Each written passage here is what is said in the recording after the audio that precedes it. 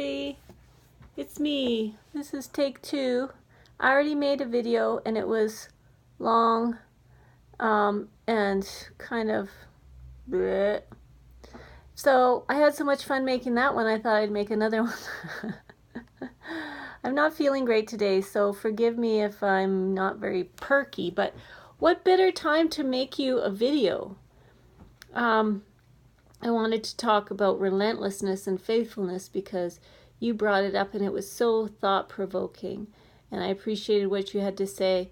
And as I've been thinking about those 2 words, I love words, by the way. Not that that's a huge revelation, but one of the reasons why I love words is because they carry so much connotation. And for each person, they carry a lifetime of experience and feeling. So, you know, when you say a word like relentless or faithful or whatever, a person brings a lifetime of story, of his story, to that word. And that's what makes poetry so powerful, isn't it? Because you can say a couple of words and just paint a whole picture. And that's why people who don't speak English have a hard time understanding what we're saying, and vice versa. So much is lost in translation because you have to grow up in a culture to really understand it and to understand the full weight of individual words. And I just love that about words. That's why I love baby names. That's why I love giving babies names that are actual words, because it carries with it just layers and textures of meaning. So that's why God is very specific sometimes when he speaks certain things into our spirit.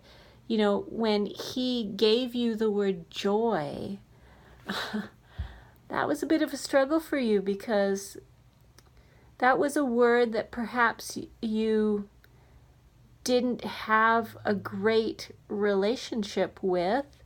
You brought your whole life story to that word. And sometimes God has to kind of redefine things for us or expand our experience of the meaning of certain words. When he gave you the word faithfulness, it was very specifically not faith, not faithful, but faithfulness. Why? Because there's something really specific about the meaning of that word for you and for your story. So I think it's significant that God is speaking words to you, and he's doing this for all of us in different ways. Relentless is a fascinating word, and I love it because it's so emotive. And that's the difference for me between relentlessness and faithfulness. Faithfulness is very sterile to me, but relentless is packed with desire. That's what I think of when I think of the word relentless or relentlessness. It's a desire word. Someone wants something, and so they're relentless.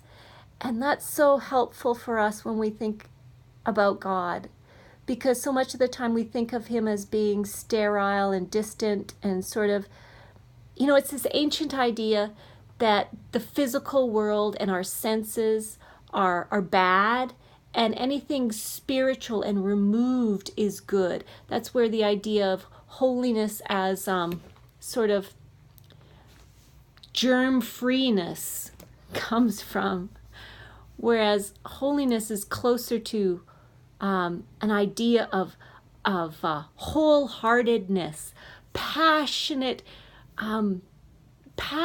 purity, and so when we think about God as being relentless, it's so helpful to realize that at the core of who God is his desire. He wants deeply, and what he wants, of course, is intimacy with us. He wants our good. He is passionate about that, and he is relentless when it comes to making us whole and making us one with himself. How long is this? 4 minutes. Oh, I got tons of time.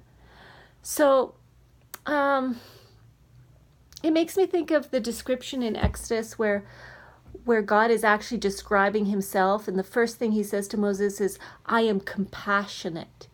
He's describing himself by describing how he feels, which I think is so telling, because at the heart of God's DNA is how he feels. He is compassionate. He's gracious. He's loving, slow to anger, and faithful. His faithfulness is in there in his description of himself.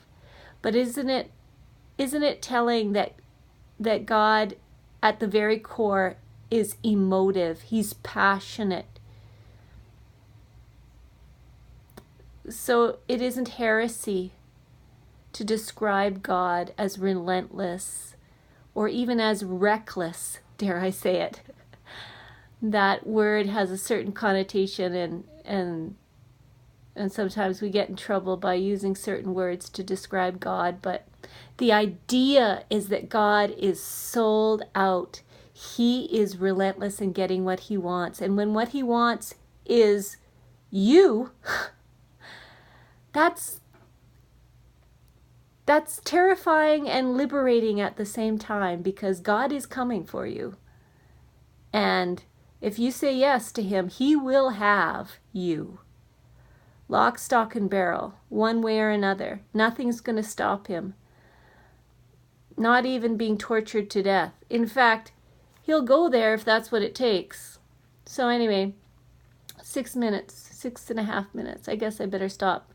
But take this blah, blah, blah, add it to your blah, blah, blah, plant it, and let's see what grows. Thanks, Lori. Love you. Bye.